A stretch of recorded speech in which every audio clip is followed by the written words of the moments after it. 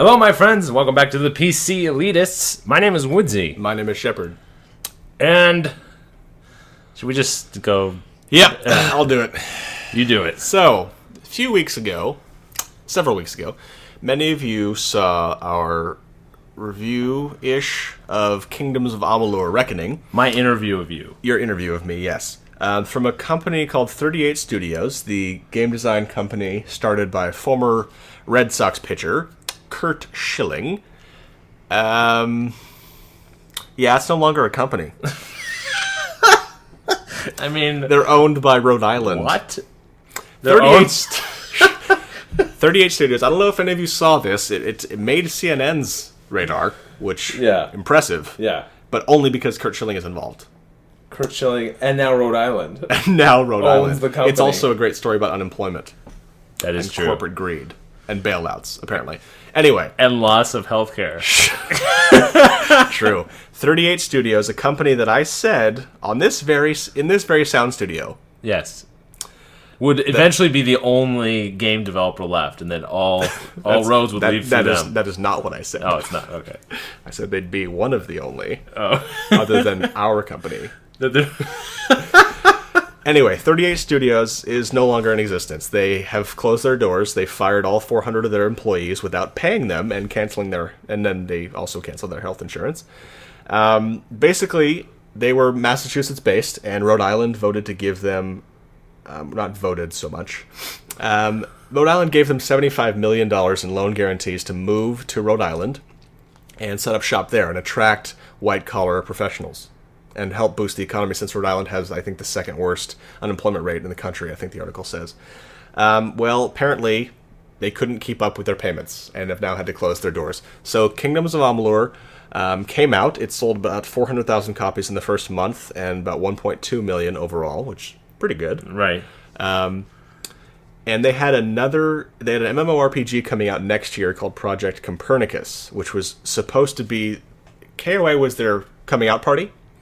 And Project Copernicus was supposed to blow the doors off the MMORPG subgenre. Right. As so many have promised to do. Mm-hmm. But it won't happen unless Rhode Island decrees it to be so. So I don't want to spend too much time in this video talking about what happened with this company and how I'm sad, because I really thought that it would be a company I'd like and follow and be loyal to. That pains me greatly. But it sounds like they weren't making the best decisions at the executive level. Not the best level, financial decisions. Anyway, so basically $75 million was... Let me put it this way. The article mentions how they were burning through $4 million a month in development for Copernicus. A lot of money. But we don't really have a sense of exactly how much money goes into the development of these huge blockbuster games, generally.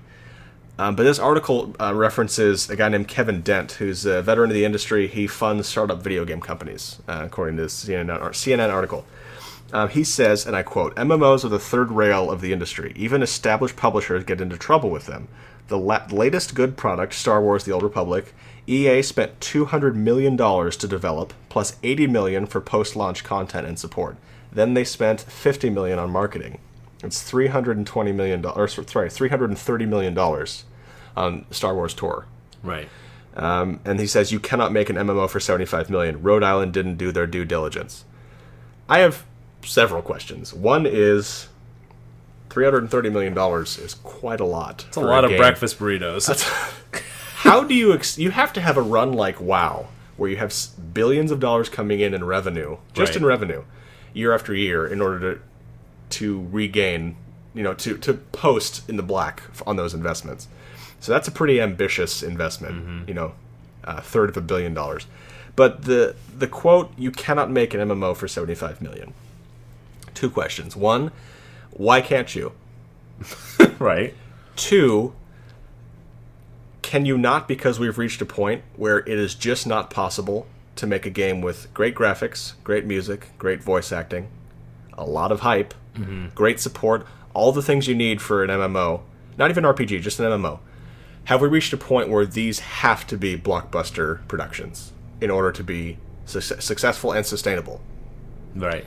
because I thought it very interesting. $80 million, which is more than so far the budget for Copernicus. $80 million just for post-launch content and support.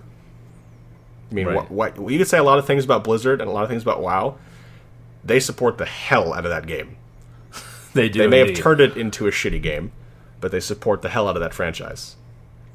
What do you think? Do you think that, and based just off of these numbers, I can only assume the same about Terra. I can only assume the same about Guild Wars 2. Maybe they're not spending as much, but they're probably spending a lot of money. I don't know. Like, it seems like if someone, before I read that, if someone said, I'm going to give you $75 million to make an MMO, can you do it? I would think that was enough money.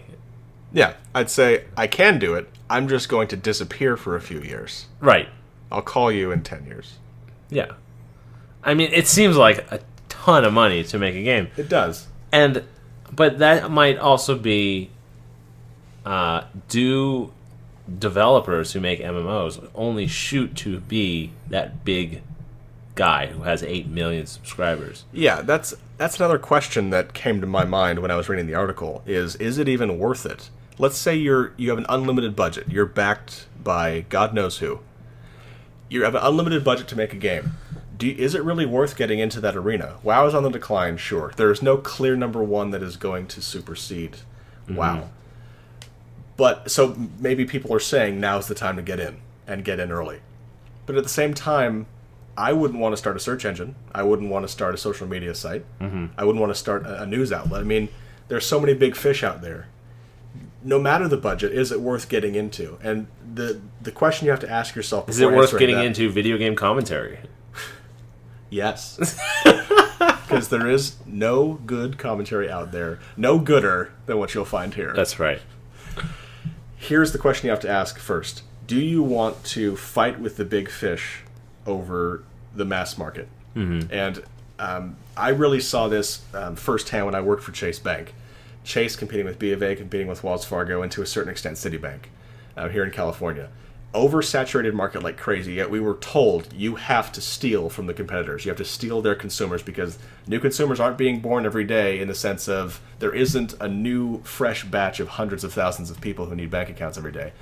The same can be said for gamers. People are growing up, but on a day-to-day, week-to-week basis, it's not like someone is suddenly a gamer in the course of 6 weeks that you couldn't have tapped into before. So, do you want to try and compete with the big fish for the mass market and thus the most money and thus return on your investment? Or do you want to make a game for a very specific subset of that population and say, you know what, we're only going to have about 100,000 people play our game, but they're going to love the holy hell out of it and they'll remain loyal? And if you answer, I don't think you can do both. You can make a game that appeals to all people, but do you want everyone to love your game? Or do you want everyone to kind of...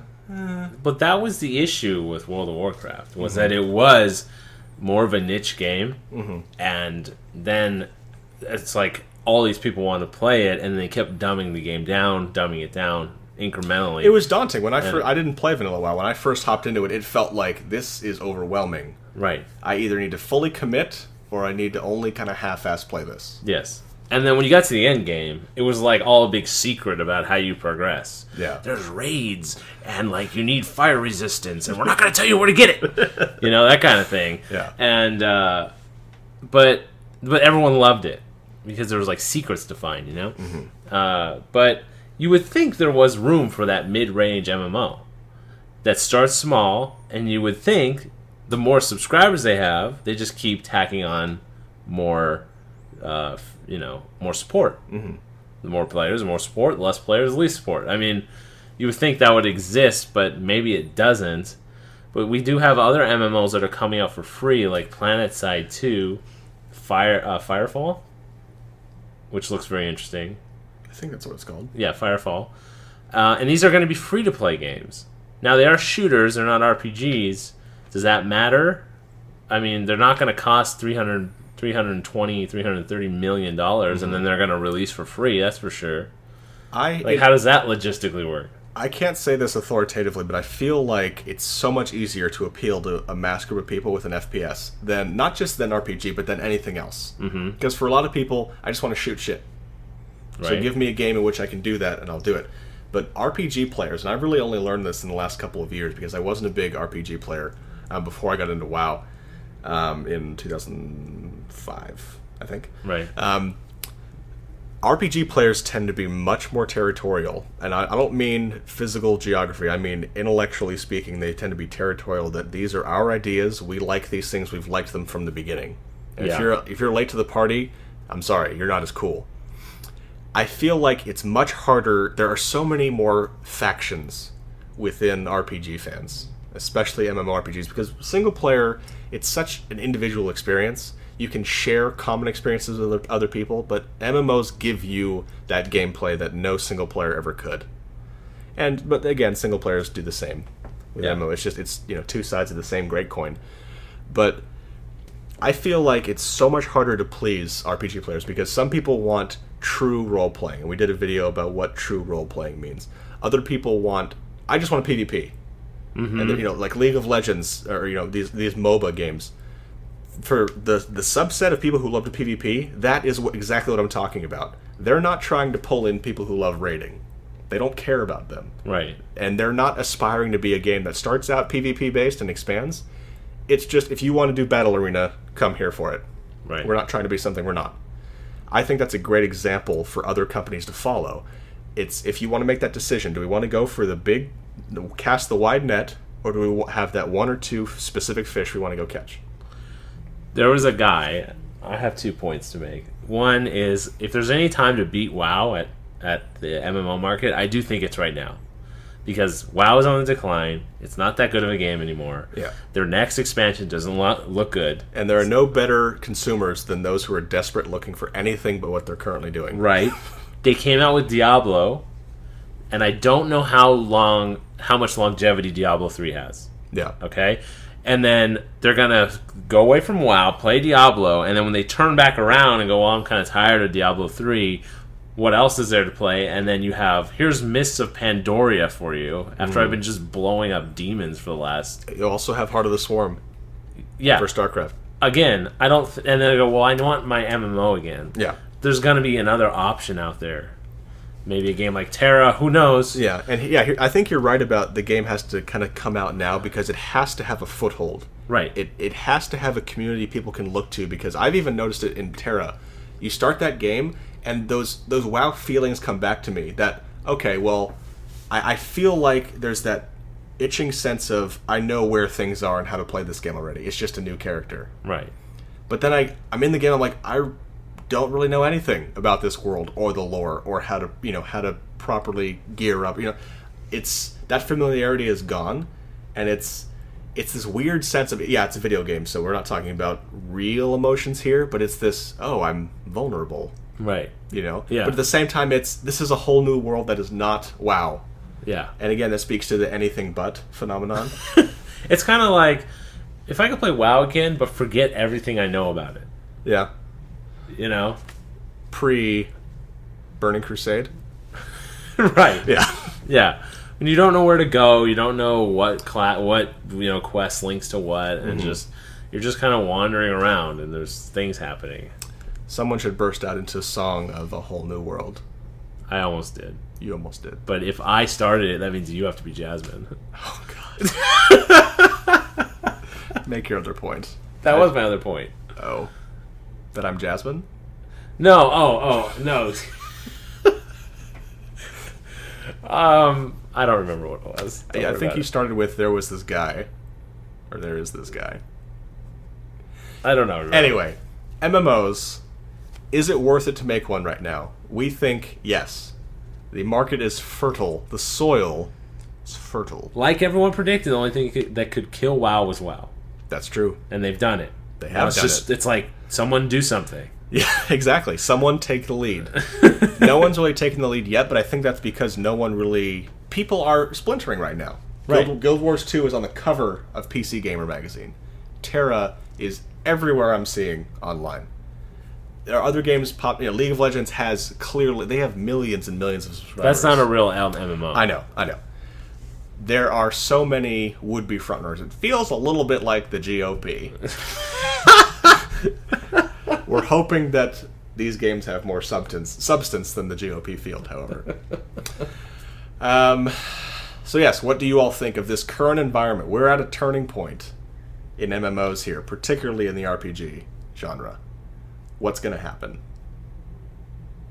That's it. That's all I got. Okay, that's okay. My name is Woodsy. My name is Shepard. We are the PC Elitists, and we're signing out.